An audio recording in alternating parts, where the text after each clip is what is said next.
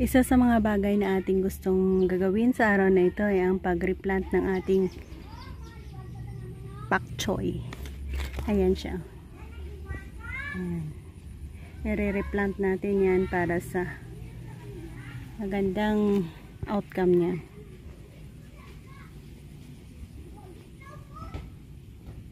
Ayan. Tanggalin natin isa-isa. Ayan, ito siguro ang pagtanggal natin. Tapos ilagay natin dito sa tubig. So, dalawa. Tatlo. Ang mga malalaki lang muna ang ating kukunin. 4. 5.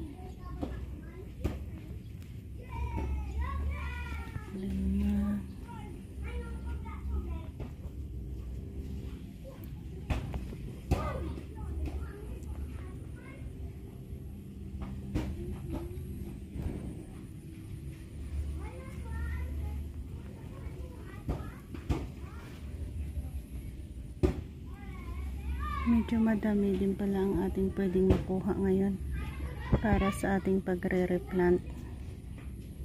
So yan ang ating ginagawa. I-replant natin yan sa place kung saan freely silang lumaki.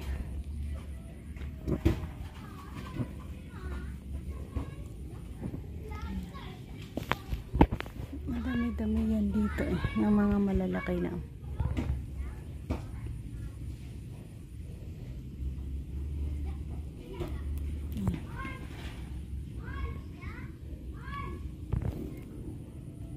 Good enough siguro muna ito.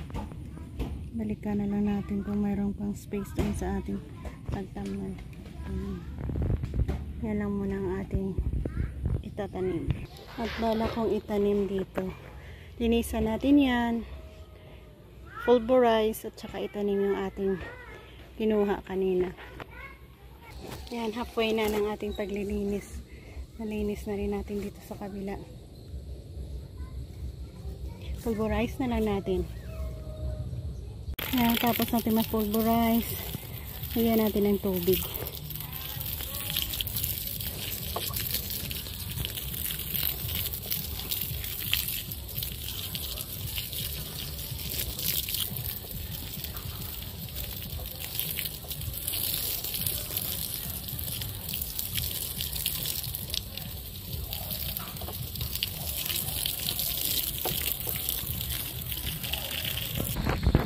Easy planting ay ating gagawin dito.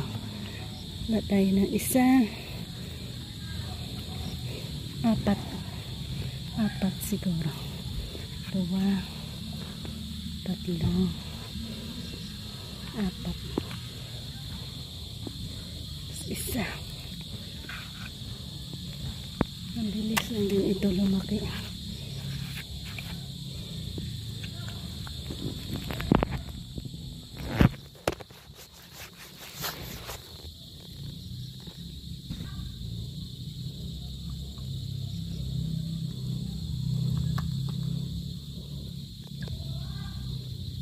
Makailang line na tayo. Tapos 1,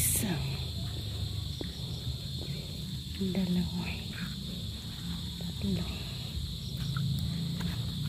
4. Medyo madami-dami pala kailangan natin itanim dito.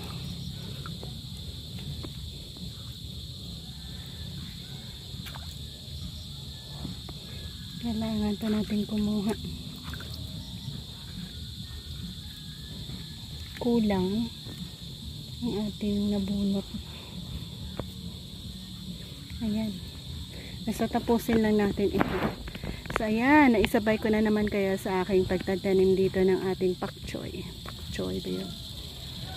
Thank you and God bless guys. So i-update ko naman kayo once na lumago ng mataba.